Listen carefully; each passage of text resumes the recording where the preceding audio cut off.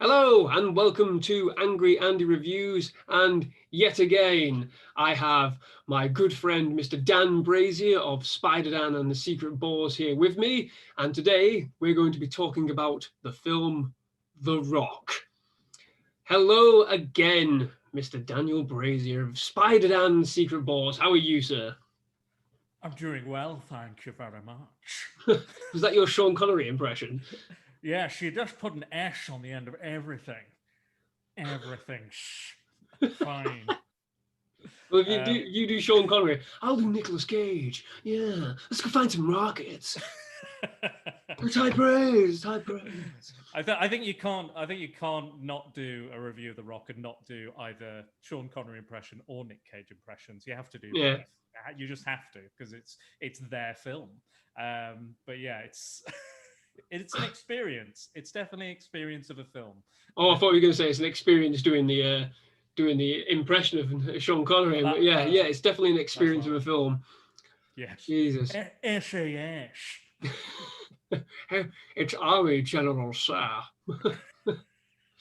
Well, this film, there is so much to say about this film. It is my favorite Michael Bay film, without shadow of a doubt. But it's also a film that I absolutely hate, down to the core. I absolutely hate it. There's so much going wrong in this film, so much garbage in this film. But you said to me yesterday, I think it was, when you watched it, that it's really intense and it's brilliant because of its intensity. But It is, but before, it yeah, doesn't. Yeah, it just doesn't stop. It's yeah, constantly dun dun dun dun dun dun dun dun yeah. dun dun dun dun all the way through the movie. You don't really have. You do have tiny, quiet, like character moments, but Yeah. they're really few and far Oh, between. Jesus Christ. Few and far between, and whenever they happen, they're usually riddled with exposition dumps. But before we get into this crazy ass film, just lay out the basic plot for me, if you don't mind, Mr. Brazier. Okay, If you so can, if you if I can. can, I'll try. I'll give it. I'll Because when give I it was my watching best it shot. again for probably the 15th time, I kind of went, God, the plot's a bit thin.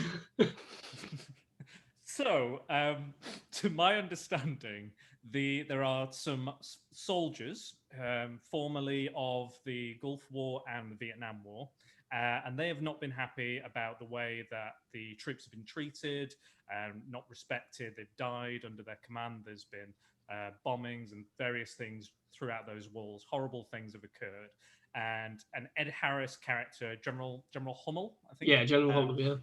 He is leading a group of former soldiers, and mercenaries, a group of mercenaries as well.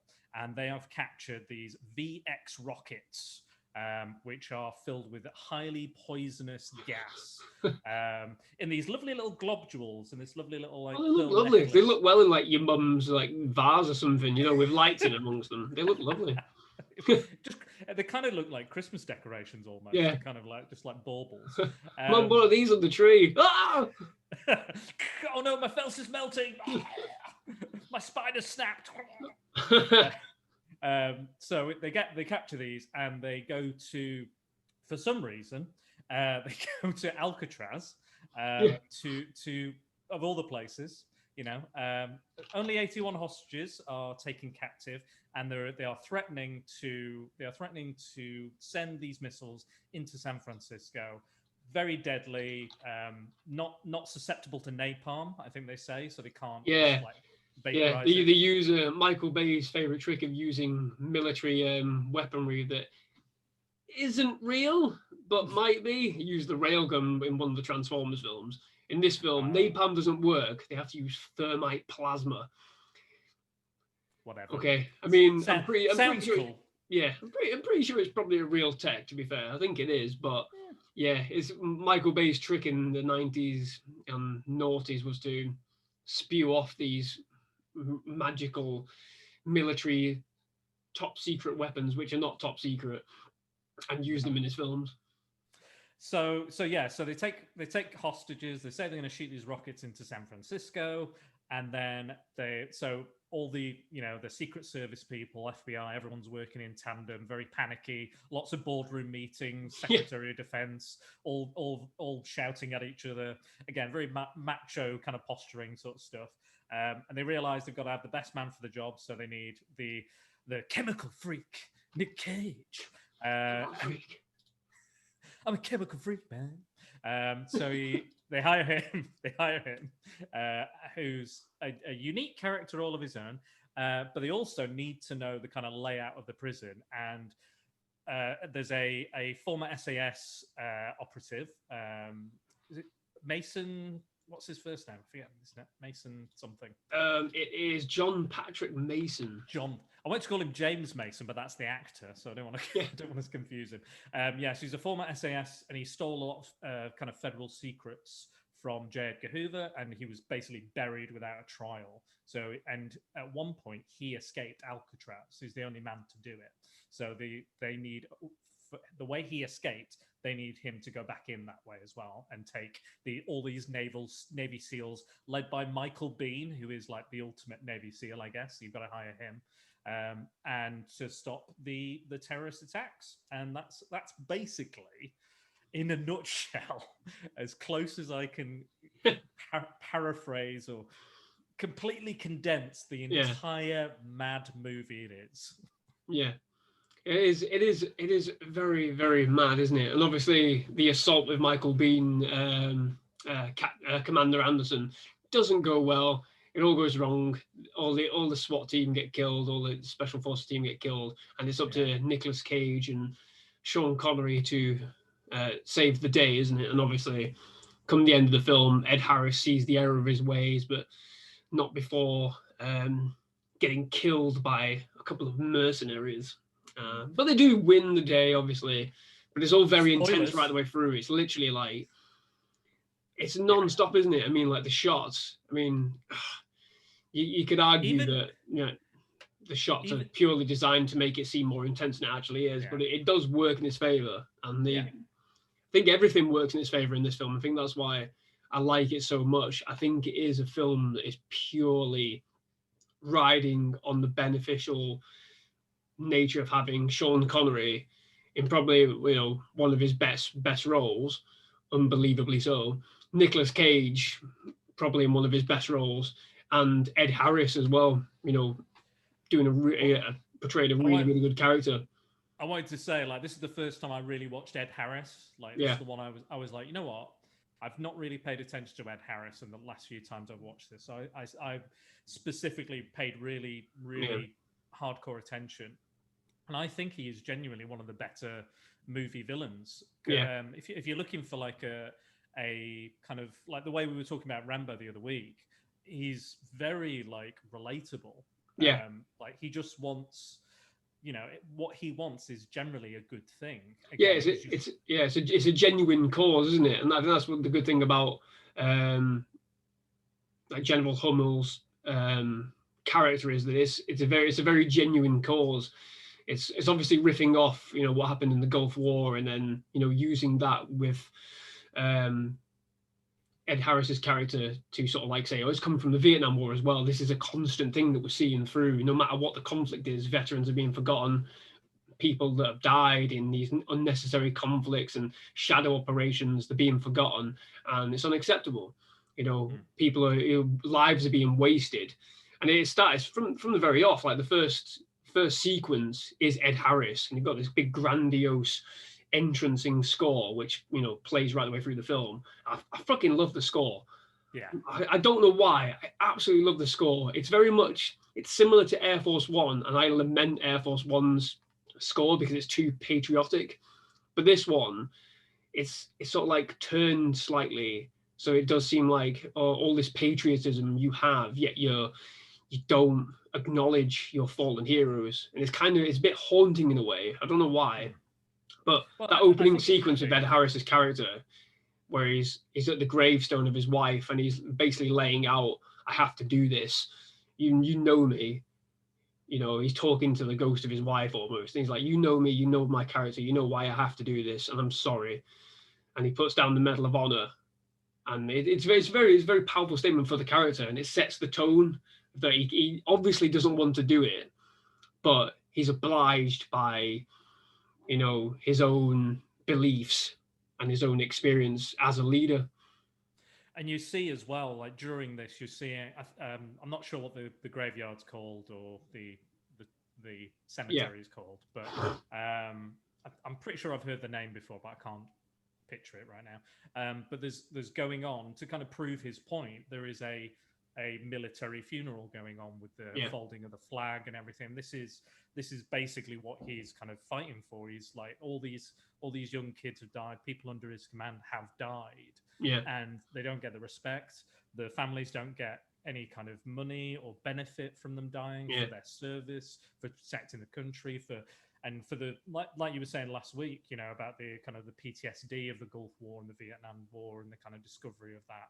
That was all kind of come into light as well. yeah, And that kind of plays right into this character's thing, and he does question himself, and there aren't like he relents when the Navy SEALs have died, like you were saying, like he's it's an accident they get shot as well, because it's just yeah.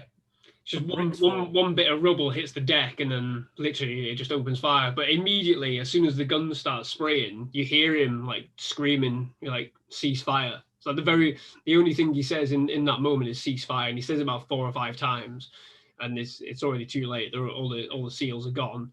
Michael Bean's character's completely, wiped out. But it's literally just it goes right the way through the film. Like there's all moments when they're suggesting maybe we should start taking out a few hostages, and he's like, no, we're not going to do that. That's not what we're doing. And all the time he's thinking in a very militaristic strategy way. And then when it comes to it towards the end of the film, and he's like, they called our bluff, and we lost. This was just to see if they would listen. Maybe they have listened, but we've lost the objective. And that's when it turns on him. That's when the mercenary turn on him.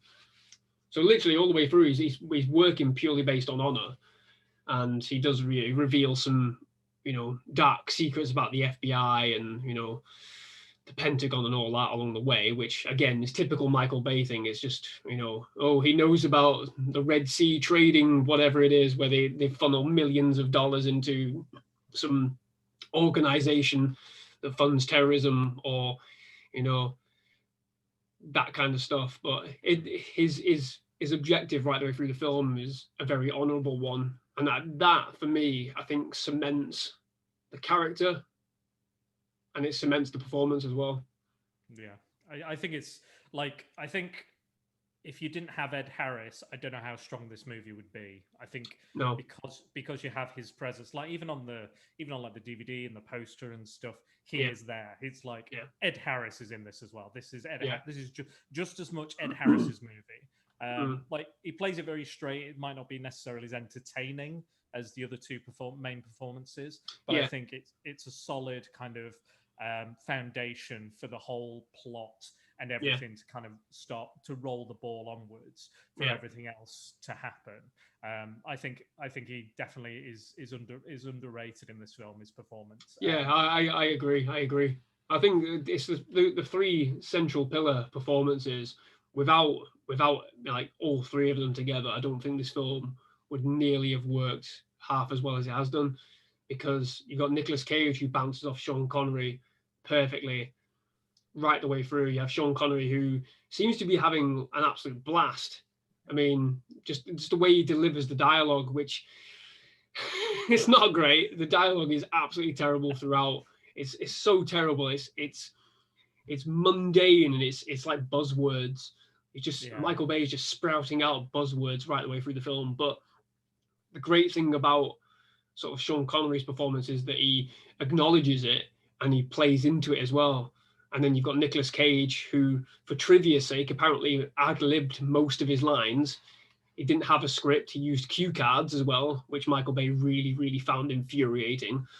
So you've got that kind of chemistry there where clearly Sean Connery and Nicolas Cage are just having a bit of a blast. And then you've got Ed Harris as the stoic, monumental figure and actor as well. yeah. Hmm. And I think if Ed Harris was that maniacal, like mad psychopathic villain, I don't. I think you couldn't have those other two performances be that way. It No. would just be like they're all just like hamming it up. That's what it would be. It would just be too much ham over ham. You know, ham on toast. Yeah. But yeah, I mean, Ed Harris has his second in command, played by David Morse. I can't remember that character's name for the life of me. Where is he? Major Tom Baxter. And he's pretty much exactly the same. He's very much similar to Ed Harris. You know, and quite clearly you can see that both of them have been through some awful shit. And then I think the mercenaries are the ones that play the sort of psychopath roles, aren't they? You've got Tony Todd, Candyman, brilliant actor. Absolutely brilliant actor. And that's the thing with this film. I think like the performances from the top right the way down to the bottom, brilliant. So you got Ed Harris, you got Sean Connery, Nicolas Cage, Michael Biehn, Tony Todd, you got David Morse, the guy who plays Womack. Brilliant. Yeah. Absolutely brilliant. What's his name? Where is it? John Spencer. The cast right the way from top to bottom, apart from Carla, who's a little bit throwaway. Yeah. You know, the cast is pretty solid right the way through. And it sells pretty much every single moment of it because they all seem to buy into it for better or worse, you know, despite the fact that the script and the dialogue is absolutely frigging awful. You know, they sell every single moment of it. Well, I think what it is they're all like great character actors, and they're all playing kind of small roles in it. Like they've got a couple of lines. Like you've got, I think it's Joaquin Woodbine, I think his name is. He's great in it. You know, you've got all these other great actors. John C. McGinley, Dr. Cox is in it as well. You know, some amazing character actors that, you know, are filling these very minor roles. Fair play, but hey, it's a job. You know, take it. And you know, they bring a lot to them. Even you know, the guy with the mustache. I think is it William Forsythe. I think. The guy He's great. I love him. He's great. You know, I love him in Juice Bigelow as well. Where he's like, keeps getting his dick out. He's like, "Is this normal? Is this normal? Take a look at this." It's bizarre, absolutely bizarre. To go from that, to go from this to that. What? But yeah, I think the cast is stellar. It is a lot of.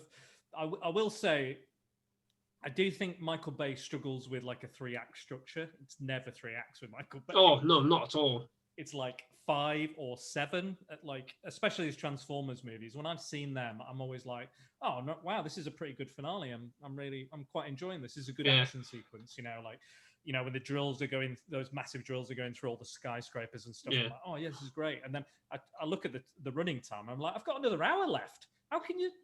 What are you going to do in this time? What else have you got to say about giant robots that you haven't already said in this film? You know, just end it there. Just end it there. But like, I think it's the same in this. I think there's definitely. I think it does fall down in the first half because it's just like, I think it's obviously it's an intense situation and you get the gist quite early on what it's about. Yeah.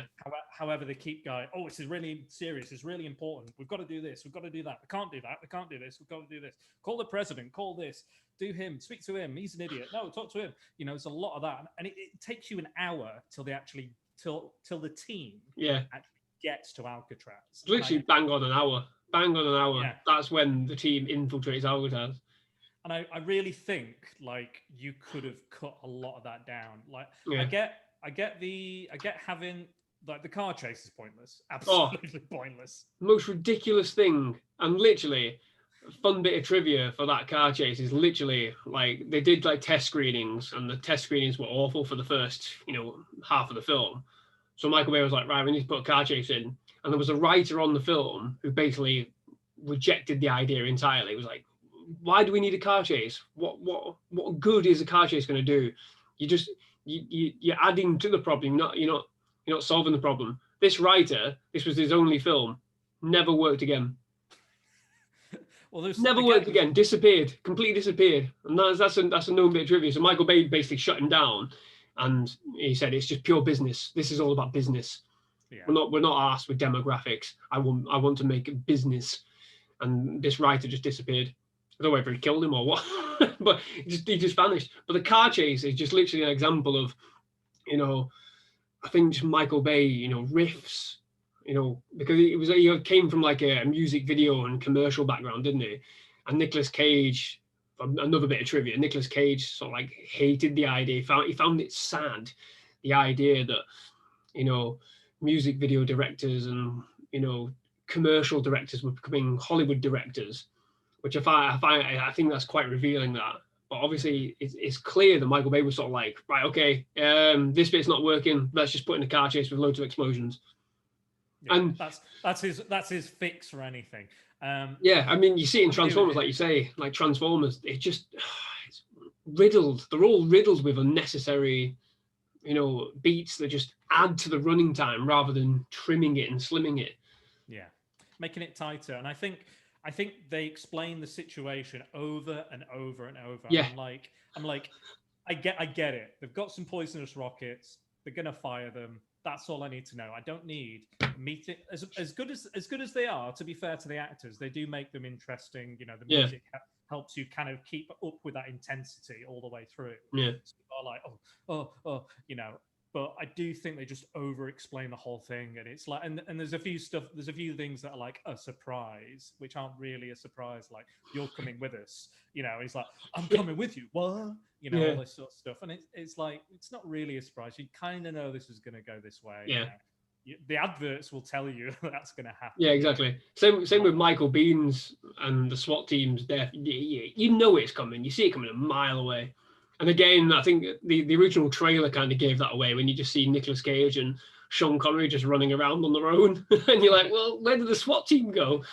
So you know it's coming. I mean, that's just it. There's no surprise in this film at all. But, not really. Can't take away from the action. That shower room scene where the SWAT team gets ambushed.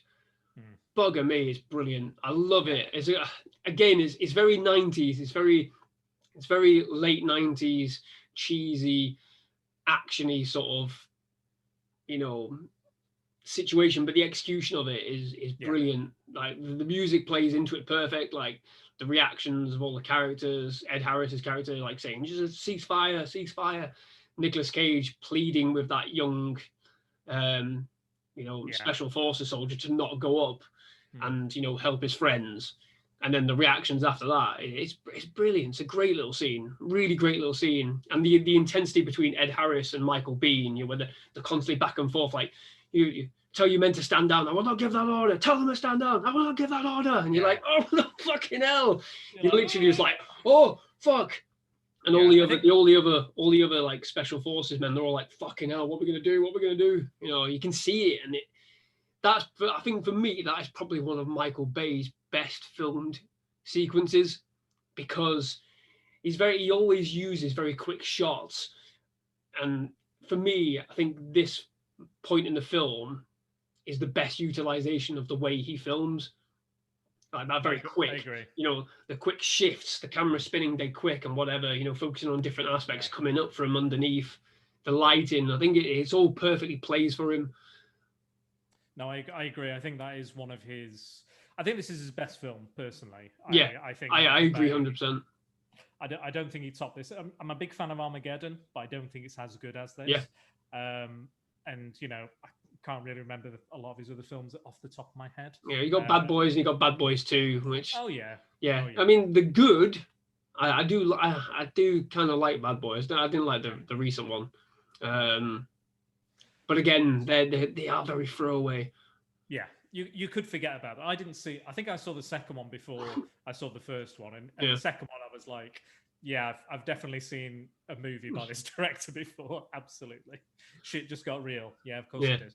But yeah, no, I agree. I think it's his best film. I think there are a lot of like. I know you say the writing is bad, however, here's a trivia for you. Aaron Sorkin, the screenwriter god, did touch-ups on this script. Not only him, but Quentin Tarantino apparently as well. Fucking hell. This script, and it's still as bad as this. But it is one of the most quotable films I know off the top of my head. I can always quote it. Definitely. Losers always whine about their best. Winners go home and fuck the prom queen. It's so quotable. Yeah. Cage and Connery both having the time of their life, like Yeah. seemingly. I know there's obviously a lot of trouble behind the scenes. Even the producer even died of a cocaine overdose. Yeah, Don during Simpson. filming. Yeah, he had like he had a problem. He had quite a bad problem. So, Yeah, because Don Simpson and Jerry Bruckheimer, like the magic pairing, weren't they, at that time? Like the 1990s were literally Jerry Bruckheimer and Don Simpson's, you know, oh yeah, lording over the entire universe. Yeah, I think they did. I think they early on they did like Beverly Hills Cop and some other stuff as well. Yeah. But you can look into their back catalog; it's massive. But Yeah. But yeah, he kind of Bruckheimer kind of carries on that his kind of ideas and stuff. And I think Don Simpson was the one to kind of humanize Ed Harris's character, I believe. Yeah. He he'd watched a documentary or something, hadn't he?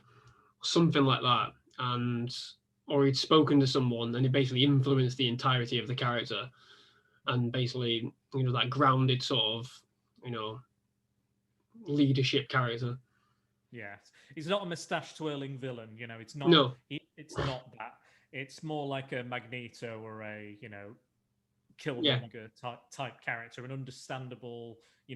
Is the villain right? Kind of, you have that moment. I mean, you get that with when Ed Harris is first speaking to all the Pentagon, all the generals, Womack and everything, and whenever he speaks to them, they don't just say, what the hell are you doing? They're like, it's Womack, General. They refer to him as General. They still see him as, this. He's basically someone they all respect. I think that's what's great about it as well. Like all of these characters respect him to the highest degree. That's why they're just shocked, like what he's doing. Like none of them, apart from that young sort of FBI directory kind of person who's like, and he goes, "Who the hell is this?" He's like, "Oh, I'm secretary of whatever." And he goes, "Well, you don't know a goddamn thing, do you?" All the rest of the characters are like, referring him to General and like, trying to reason with him rather than going, "You goddamn terrorist, you're not going to win." I think that's a very humanistic sort of way of looking at the villain as well. Like the way other people sort of react to him. Even Sean Connery, to a degree, turns to him and says, "Begging your pardon, General, sir, but I believe you're a fucking idiot." So there is like a mutual sort of respect kind of thing there. Where he's referring to him as General and whatever. I think that's one of the better, quieter moments we were talking about as well. Like the two kind of ideologies clashing as well. Like, the even older Connery who's been locked away for 30 years. And veteran of kind of much older wars as well. That kind of Black Ops type, SAS type, those kind of missions. And Ed Harris is very much, America, America did this to us, but we did it for America. We still believe in America, even though we've been treated as such. And I kind of like it, and they're kind of quoting, different, Oscar Wilde and all these patriots and everything. George Washington and whoever else they reference. But I like that moment, even though it's almost like it's not necessarily needed, but I quite like it. And again, you need a breather in this film, man. You need fuck you, definitely.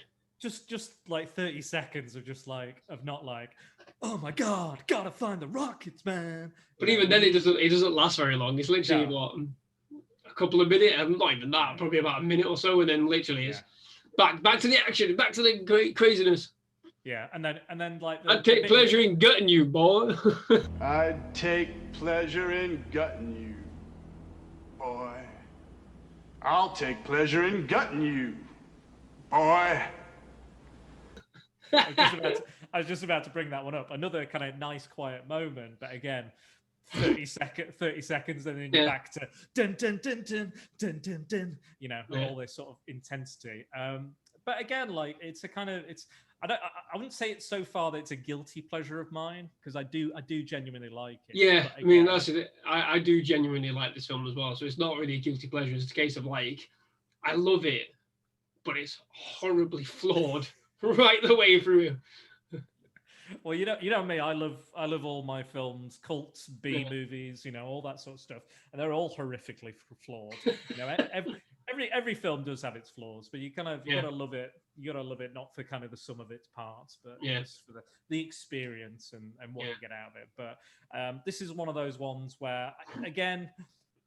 There's certain scenes that have really not aged well. Oh God. I'm gonna bring up the hairdresser. Jesus Christ, yeah. Oh man, it's yeah. Oh, that was painful to watch. It was so painful. I must admit, when I watched it, did I watch it? Yeah, I think I watched it yesterday as well. Yeah. And again, I was like, I forgot about this bit entirely. Yeah, I know he so gets a I- haircut, but it's like, oh, So it's, yeah, it's too on the nose. It's like Carry On. It's a Carry On kind of character, isn't it? It's so on the nose. It's a bit like, oh. He's a gay hairdresser, but he's such stereotype of what a gay person is. Like, yeah, it's the stereotyping that is, it's just and it's a bit too much, isn't it? I think he's even got the lisp, the gay lisp, which I hate as well. Like, that's the part of it that's like, oh Christ almighty. You really, I don't know how they got away with it in 1996, to be honest, but yeah. Well, I mean, again, I think it's played for laughs, isn't it? The whole entire sequence is played for laughs. Like even when he's in the lift and he goes, I don't know anything. All that matters to me is, did you like your haircut? Yeah. It's like, or the bit where he's like, they're like, you can't have scissors. And they're like, would you give Picasso, would you take the brush from Picasso? And I'm just like, oh, this is horrendous. Yeah. But it's just played for laughs. It's completely played for laughs. It's very much a Carry-On sort of stereotyping character, something you'd see in like maybe Monty Python or something like that. Which it's not good. It's not aged well. It's probably the bit that I kind of just was like, this is just like there's moments in films and you can't. I obviously we're in a much more woke culture. We appreciate marginalized cultures and people and races and sexualities and trans rights and everything much more. So I take everything I watch from even 3 or 4 years ago, 5 years ago with a pinch of salt. Something that could be deemed as offensive, like all the stuff with Netflix and stuff recently and the blackface stuff. I was like, yes, fair. I get it, fair enough. But then some of the context for certain of those things I don't necessarily agree with. But that's my personal opinion. But you have to always go in with an older film nowadays and just go, okay, Bill and Ted are going to say an offensive word for gay people. Okay, move very quickly past that as soon as you can. Yeah, but acknowledge it, understand the cultural referencing and statements at the time, and then look beyond it. Look where we are now. Exactly. Exactly. Yeah, I mean, I'm of the opinion that we should never erase history because history, even our darkest history, you should never erase any of it. You should acknowledge it, learn from it, and make awareness of it, which a lot of them are doing now. They're putting little things, as Disney films now, they're putting little things in the film saying, some outdated viewpoints in this film, but we don't want to, damage the cultural heritage of the viewpoints at the time because it makes us better. That's the thing for me. It's always, how can you make things better? You acknowledge that. You don't remove it. You acknowledge it, and you go, this was from that time. This is the wrong viewpoint now. It should always have been wrong, but we've learned from that. Yeah, I agree. I mean, you can go back to like Nazi book burning, can't you? Like you can go that far and say they're erasing history by destroying all this art and things like that. And I feel like sometimes censorship can get to that point. Like I'm not necessarily a fan of censorship, but I think having a warning prior, then you know what you're going in for. Like I can tell you stories from, I won't go into them now, but I can tell you stories when I've gone to schools and we've done certain performances of certain plays and certain things, that have caused uproar or the reaction to things like, To Kill a Mockingbird and stuff could be viewed because that word is used in To Kill a Mockingbird, but it's to further the point of the book. But I can understand why people would be uncomfortable with that word being said in a school in Newcastle, something like that. Fair enough, I get it, but I do feel like you need to be kind of careful how far you take the censorship. Anyway. Yeah, coming back to Michael Bay. So I think Michael Bay is always pushed sort of like stereotypes, hasn't he? I mean, just look at Bad Boys and sort of like the way that Will Smith and Martin Lawrence sort of deal with stereotyping and that. Yeah, exactly. I mean, look at the Transformers movies as well. Some of the Transformers in that are horrific stereotypes as well. But I think going back to the movie, I think again, like. I think the second half of the movie is great. Yeah, I mean, so straight after sort of like, the special forces team get wiped out, it barely takes a minute, does it? It just constantly from one, I wouldn't say set piece, but action beats. The action beats are continuous pretty much right the way through, and they get even more sort of like extravagant, even more, violent as well, if you like. Oh yeah, very, like, especially the kind of Rocket Man sequence that gets like that's like unnecessarily violent. This shit works. This shit works. I think I know how. I love Tony Todd. Brilliant. Come here. I ain't gonna hurt you. Tony Todd's great. Like I respect Tony Todd. I think he's a great actor. I think he's a great performer. I always think he should be in more things personally.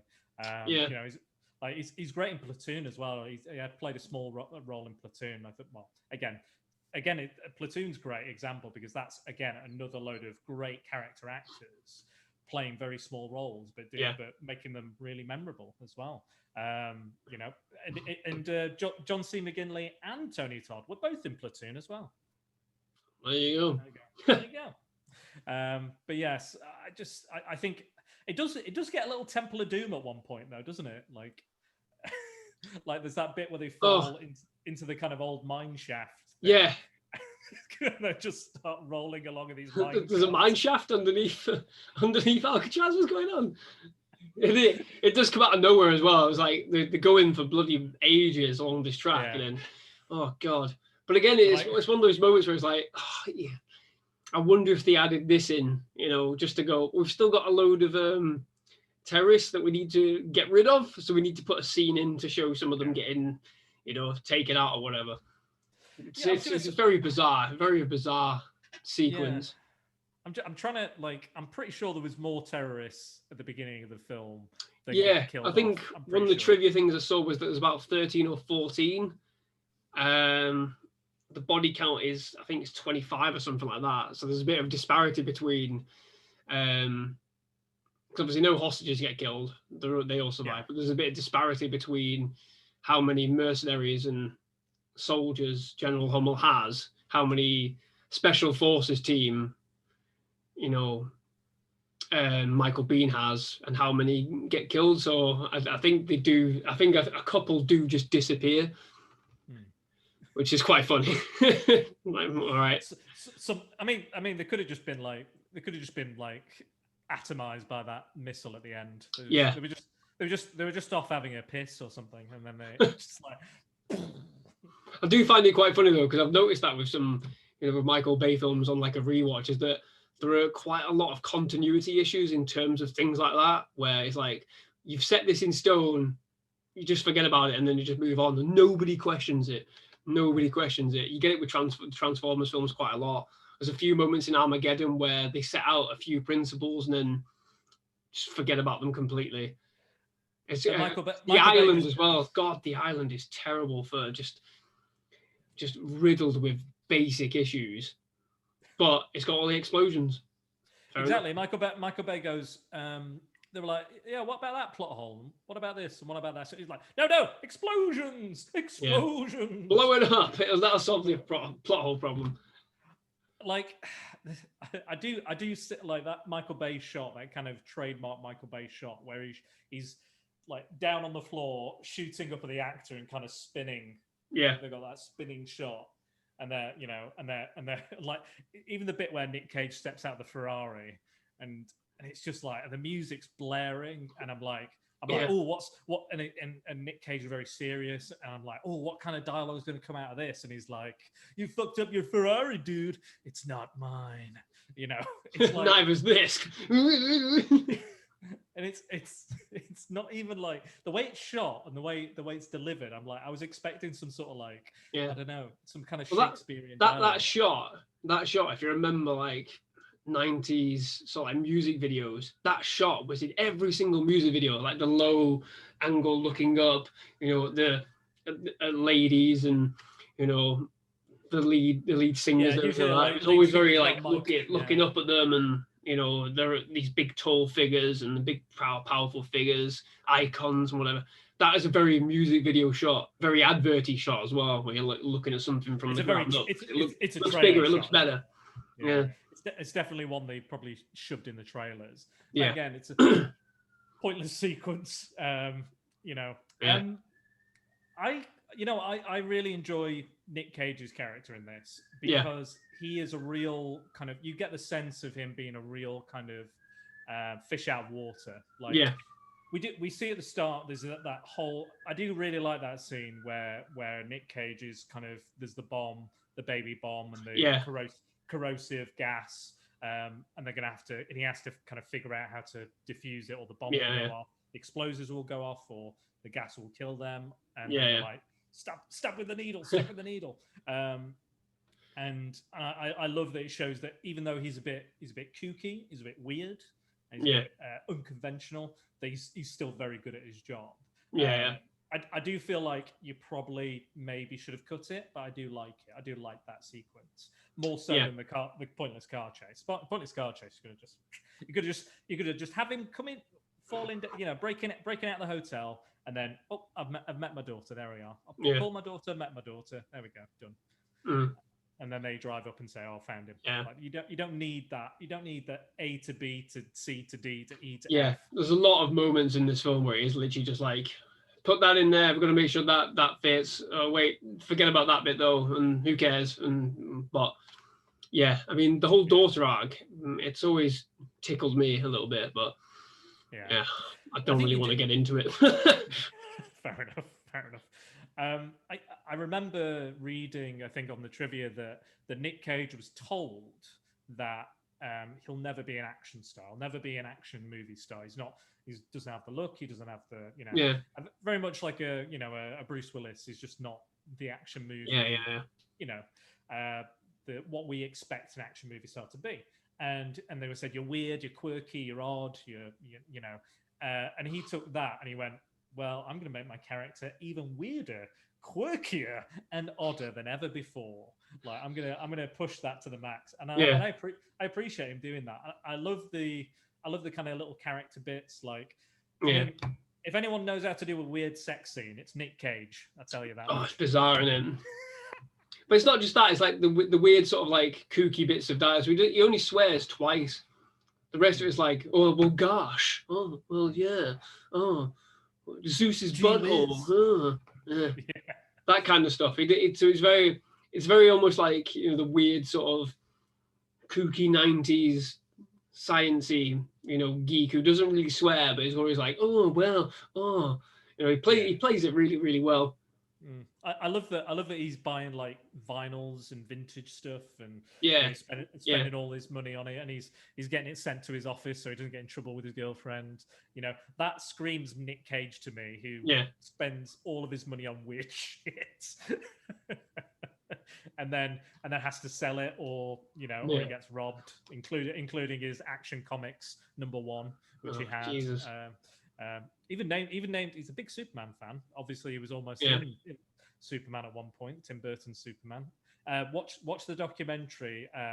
Whatever happened to? I've seen it. Yeah, I've seen it. Brilliant. So good. Brilliant. So good. Absolutely brilliant. And I quite like the idea of Nick Cage, kind of the version of his Clark Kent that he was kind of coming up with. He was kind of this weird, kooky, you know, 90s guy.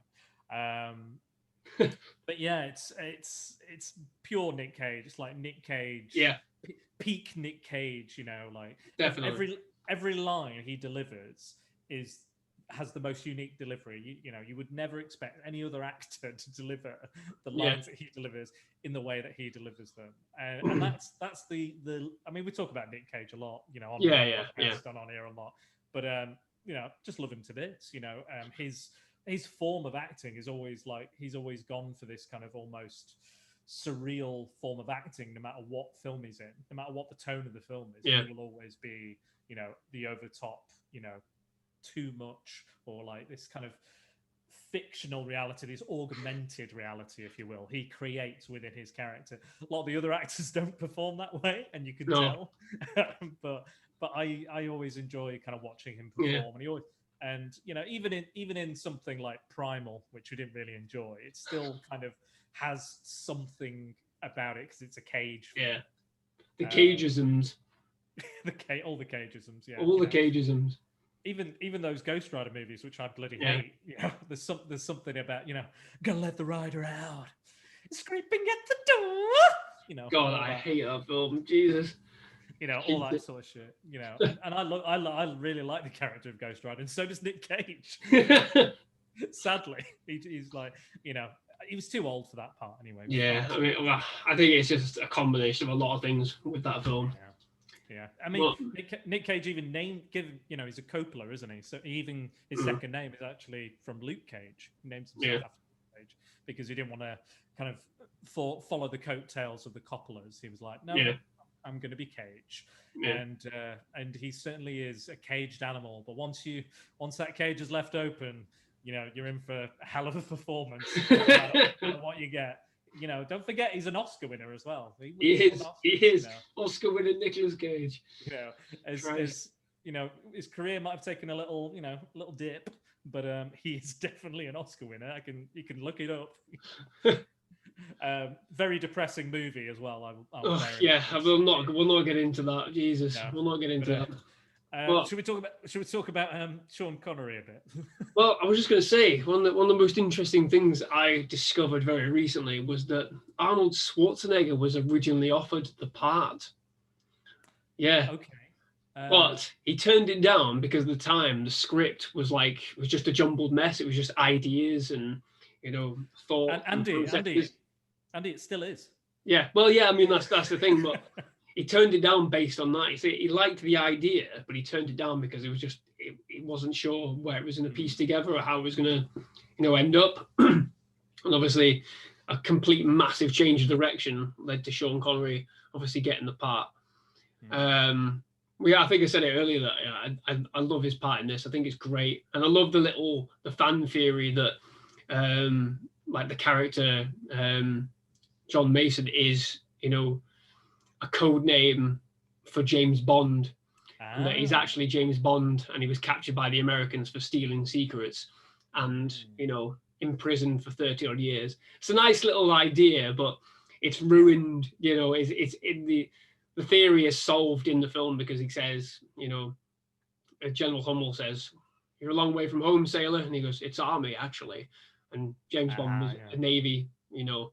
A navy man, so I think there's a little bit of a nod to it because he asks him, you know, you're a long way from home, sailor. So there's a little sort of like a nod to the idea that you know they clearly thought about it, and they clearly went, oh, it'd be a fun little thing for people to ponder over, but you know.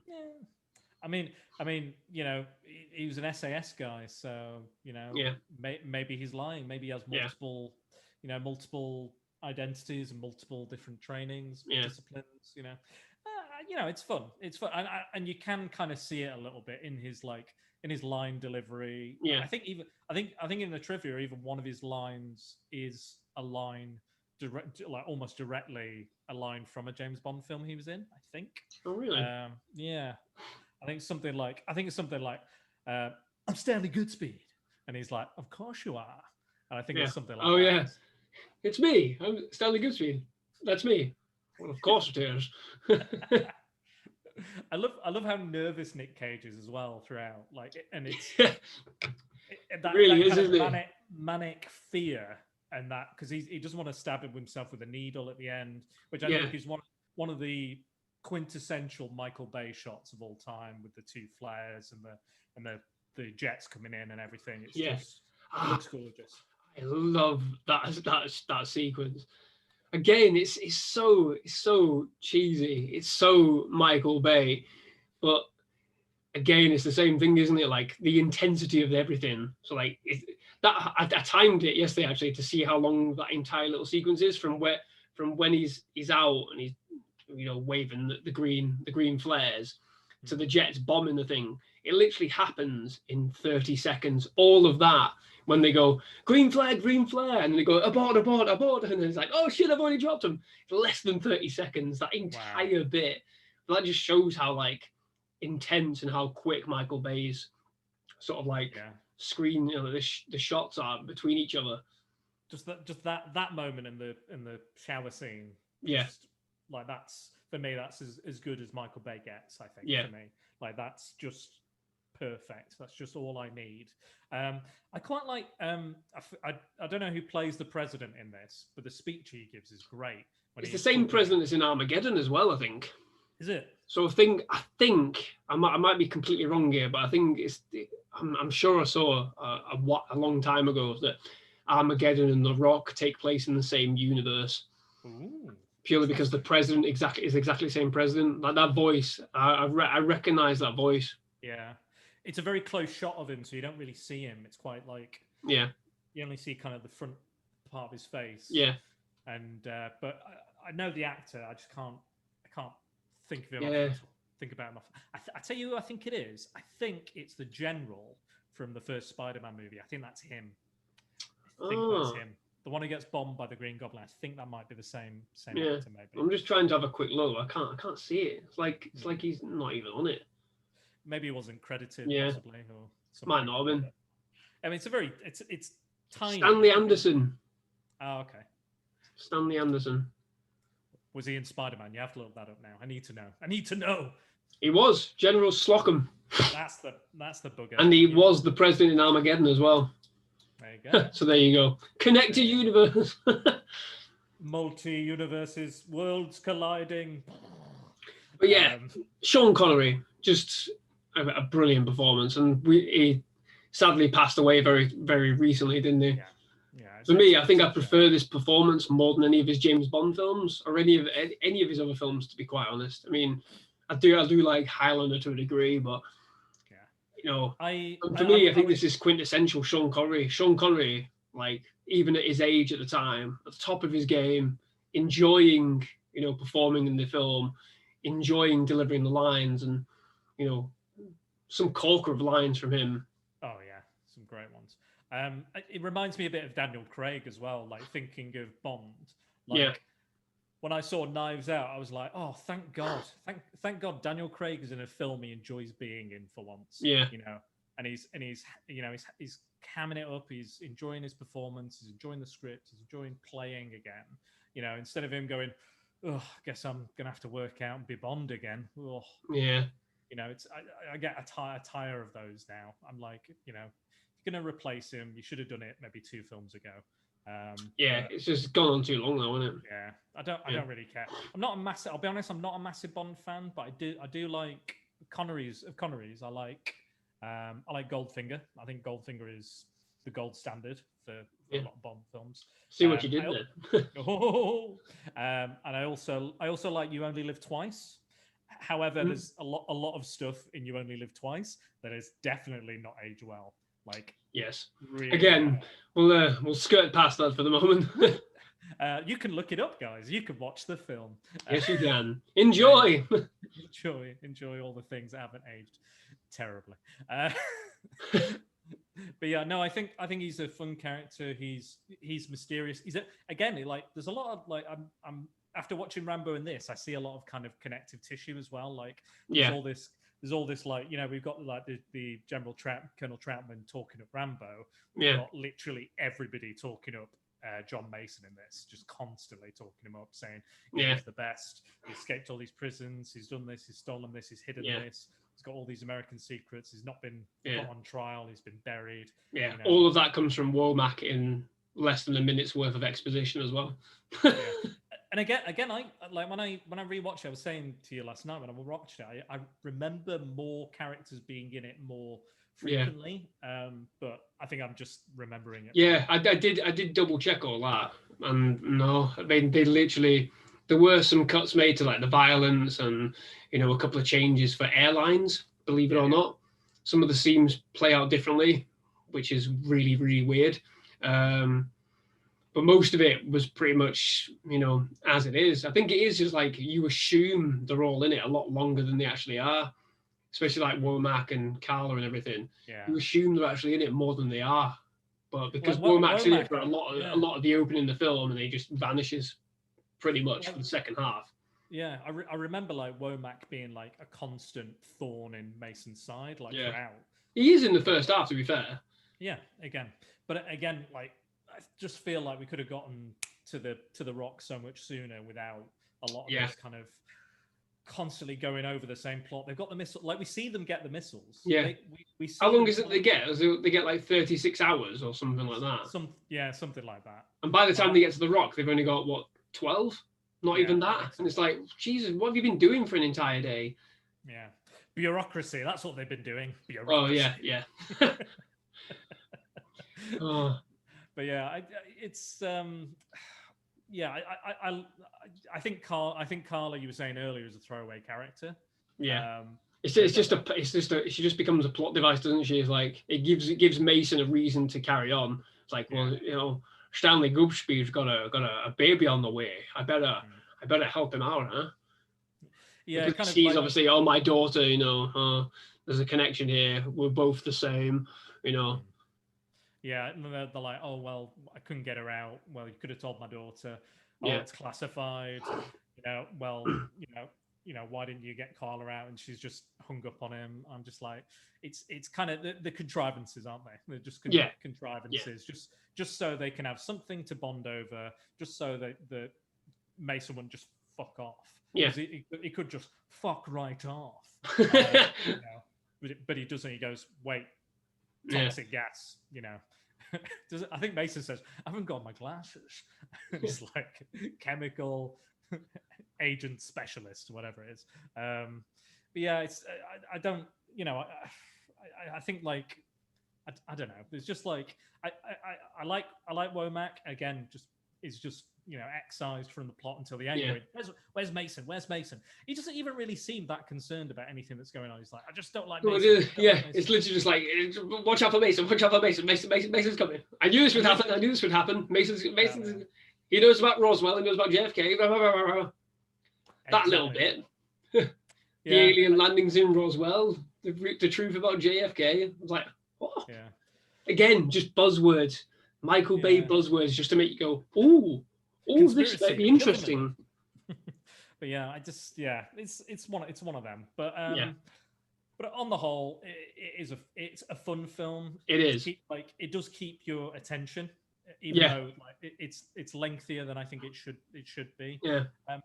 Would you see this as kind of like a bit of a Die Hard clone, like terrorists take over a thing? Yeah, I mean, it follows the same trajectory, doesn't it? Like Air Force One, terrorists take over a plane. Die Hard, terrorists take over a building. The Rock, terrorists take over Alcatraz. A symbol is taking over, like a physical symbol of America. Yeah, exactly. I think that's why action films don't really work anymore, because they were all about terrorists taking over something. Even True Lies to a degree. Terrorists get a nuclear bomb. I think James Cameron famously said that the reason why he never did True Lies 2 was in response to 9/11, because terrorism is no longer funny.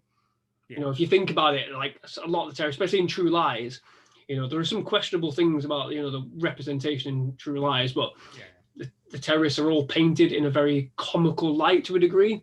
Yeah. And it doesn't work anymore. It's not funny. It never was funny, but you can't really paint it in like a black comedy way anymore. It just doesn't work. And I think that's the thing with action movies, like hostage takeover, things like that. They just don't work anymore for that reason, because of the brutal reality that came to light, especially in the last few years and with 9/11. That's why I think they all died off. You know. I think probably. I mean, obviously, cinema was, even the Spider-Man movie was changed. Yeah. In response to that, and I think cinema as a landscape was changed because the world was changed. Everything had to Yeah. everything had to change. Even the comic books reflected that at the time. Yeah. Marvel had their black issue of Spider-Man, with him dealing with the fallout of everything. And Yeah. there's some really heartbreaking kind of 9/11 comics if you go out there to read them. But yeah, like I think it probably, I think nowadays, like cinema is evolving. The question is, at the moment, even if there will be a cinema soon, potentially there's a possibility. Yeah, I mean, things crazy, closing down permanently. Like it's always kind of, changing and evolving. The streaming model is very popular. Representation and diversity is very, very a key issue and a thing that needs to be addressed in Hollywood, and it is being. And I think you can see that with stuff like The Mandalorian and lots of other kind of films and stuff. And Black Panther was a huge success as well, which I think is kind of making us kind of look at equality and diversity and representation more in cinema. And I think that's an amazing thing, and that change needs to happen. And I think this change needed to happen as well. I think you can't, even with stuff like Four Lions, for example, which is, it's a funny film, but I don't think you would get that again. I don't think you're going to see another Four Lions anytime soon. Whatever you think of that film, I just don't foresee them going, no, we're not going to. That's still a red hot button topic, and even the Good Friday agreement currently in in the air at the moment, with everything that's going on with Brexit. So who knows what would happen with that if that's broken? Horrible thing. But entering some dark territory. Let's hope that never comes to light again. But I think you're right. I think we will not see, like, again, it's the same. We do get action movies. Action movies have evolved, haven't they, into more sort of like, they've gone back to sort of like 70s, early 80s, where it's like martial arts movies. You got John Wick, you've got The Raid and things like that. It's different. Action movies have evolved, so hopefully they do continue to evolve, and they do we do get some great films going forward. I think it's almost like when a certain thing is really popular, one thing kind of sort of falters or gets a little. You see, like westerns, for example. We don't see as many westerns. However, every so often we get like 2 or 3 amazing westerns. Yeah. And I think it's the same with maybe action movies as well, because the superheroes are really taking off and and things based on comic books. Even if not superheroes, stuff based on comic books are like go. Yeah. And I think that might be where the action movies is going a little bit. And I think the Expendables was kind of a response to that as well. Those movies were kind of a response to that. And they're another set of films you could talk about one way or another. And but yeah, I think cinema has changed. But I think this is a nice one to look back on. Yeah, definitely. Taking in that, some things have not aged well, and taking in, if you're a Michael Bay fan, this is a good film for you. Definitely. It's often the one that gets overlooked as well. Yeah, I think so too. I think a lot of people go like straight to Armageddon, I think, when they think of Michael Bay and Bad Boys. Bad Boys, and then Transformers. But I think this is the one that kind of falls. But I think if you are a Connery fan, if you are a Cage fan, and if you are a Michael Bay fan, this is like the perfect wet dream for you. Absolutely. Absolutely. Just spraying all over Alcatraz. This is the one for you. I've got a fun little personal bit of trivia just to sort of end on, if you like. So nothing to do with like the film per se, but like years and years ago, I don't think it was while we were at university. I think it was when I was at college in Germany, and I think we all watched The Rock. I think I bought this DVD, I think, and we all watched it on the new DVD player, and we were doing the casting game where who gets cast as what, and somebody cast me as the guy who Nicolas Cage puts the green ball in his mouth and then punches him in the chin, and then his face melts off. Captain Fry, I think his name is. I think it's Gregory Sporlida or something who plays him. Yeah. But I was like, why do people assume I'm the craziest one? Because he's the crazy mercenary captain, along with Tony Todd, who just like, he goes, we're going to go through with this. We're going to go through with this, General, aren't we? We're going to do this, General. Ah! I was like, I love that little sequence. Yeah. Oh well, suck on this. Yeah, the gas is always really horrific as well. Like when you first see the guy start melting. To be honest, I can imagine us watching it at uni with Nathan Scott and everybody. And we used to do the casting game, so I wouldn't be surprised. I wouldn't be surprised if we did it at uni as well. And I think some of us have watched it outside of uni since as well. Yeah, I think you might have been there maybe when you were staying at our house that time. Yeah, I've watched this film so many times. It's unreal. I do remember watching it at college though. We were all sat in like a little DVD classroom, like film studies room, and we were all just watching this film. Yeah, this was a Blockbuster rental. One of my dad's films he rented, and we just watched it, and we were I think I remember my parents renting it on Sky when it first went on Sky. That was years ago.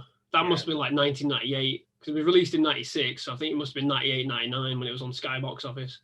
Yeah. I remember watching it. I'm going to say probably 90, late 96, maybe early 97. Yeah. I don't know. Like, video with Blockbuster videos used to just stick there for a while, didn't they? They didn't really go anywhere. So, so you could just, years later be like, ooh, what's this? It's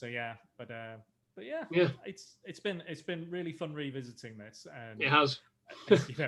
As weird and wacky as it is, again, not a patch on Rambo. I think Rambo is a classic. This is it's a classic of a different sort. Classic of a different sort. Absolutely, but no less enjoyable. I think. No. For all its flaws. Begging your pardon, General Sir. Where can the viewers find you, Mr. Brazier? Oh well. They can find me at. You're not going to be able to keep it up. I can't. Laughing too much. I can only really do short sentences, and then it just kind of rolls off. It's at Secret Bores on Facebook. It's at Dan_Bores on Twitter. It's Spider Dan Secret Bores on Instagram. And the podcast that I do is, all about cult films, B movies, comic books, you name it. Andy's on it loads. He loves this shit. I love this shit.